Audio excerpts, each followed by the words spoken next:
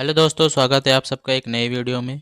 पिछली वीडियो में हम लोगों ने टेबल बना ली थी, कॉल स्पैन, रो स्पैन लगा लिया था। आज हम लोग टी हेड और टी फुट के बारे में बात करेंगे और एक कैप्शन टैग होता है उसके बारे में भी बात करेंगे। तो चलिए शुरू करते हैं। मैंने यहाँ पे एक टेबल बना के रख ली है। सिंपल से एक टेबल है जिसमें बॉर्डर लगा है, 3 रोज हैं और 3 कॉलम्स हैं। आप लोग देख सकते हैं इसमें 4 रोज हैं और 3 कॉलम्स है, नेम, मार्क्स, ग्रेड।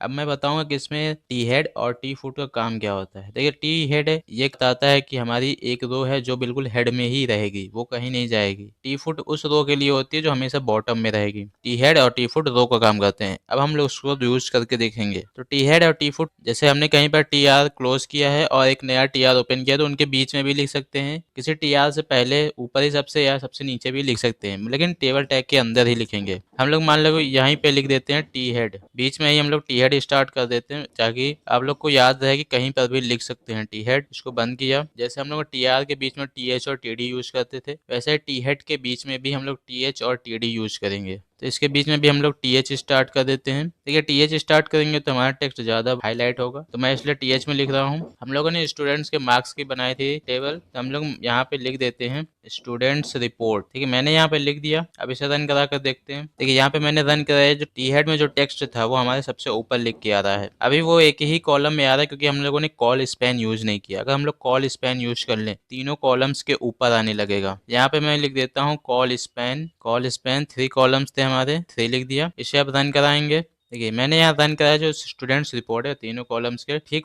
सबसे ऊपर टेबल में टी हेड रो आती है, तो टी हेड हमेशा टॉप पे आएगी टेबल की। और ठीक ऐसे ही टी फुट वर्क करता है। ठीक है, हम लोग मान लो यहीं पे टी हेड के बाद टी फुट स्टार्ट कर सकते हैं, क्योंकि टी फुट कहीं भी लिखे वो आएगा नीचे ही। टी फुट लिखा। इसी के अंदर भी हम लोग मान लो टी एच से ही लिख देते हैं। टी डी भी आप लोग लिख सकते हैं। टी एच मान लो टी डी ही स्टार्ट करता हूँ मैं। टी डी लिख दिया। यहाँ पे लिख देंगे स्टूडेंट्स, या 2024 और 25 के स्टूडेंट्स थे मान लो, ये लिख दिया। और कॉल स्पैन यूज कर लेंगे हम लोग। कॉल स्पैन यूज किया, 3 कॉलम्स थे, 3 लिख दिया। अब इसे रन करा कर देखेंगे। आप लोग देख सकते हैं कि जो टी फुट वाली रो थी, टी फुट वाला जो टेक्स्ट था वो सबसे नीचे ही आ रहा है, क्योंकि टी फुट नीचे ही आता है और टी हेड ऊपर ही होता है। तो आप लोग टी हेड और टी फुट का मतलब तो समझ गए होंगे कि हम लोगों की टेबल में अगर कहीं पे बीच में भी अगर हम लोगों को कोई रो सबसे ऊपर भेजनी है, सबसे नीचे भेजनी है, तो हम लोग टी हेड और टी फुट का यूज कर सकते हैं। और इसके बाद आता है एक कैप्शन टैग। कैप्शन टैग का भी यूज आप लोग कहीं पर भी कर सकते हैं, किन्हीं भी 2 रोज के बीच में कर सकते हैं। मान लो मैं यहाँ पे कर देता हूँ। यहाँ पे लिख देंगे कैप्शन।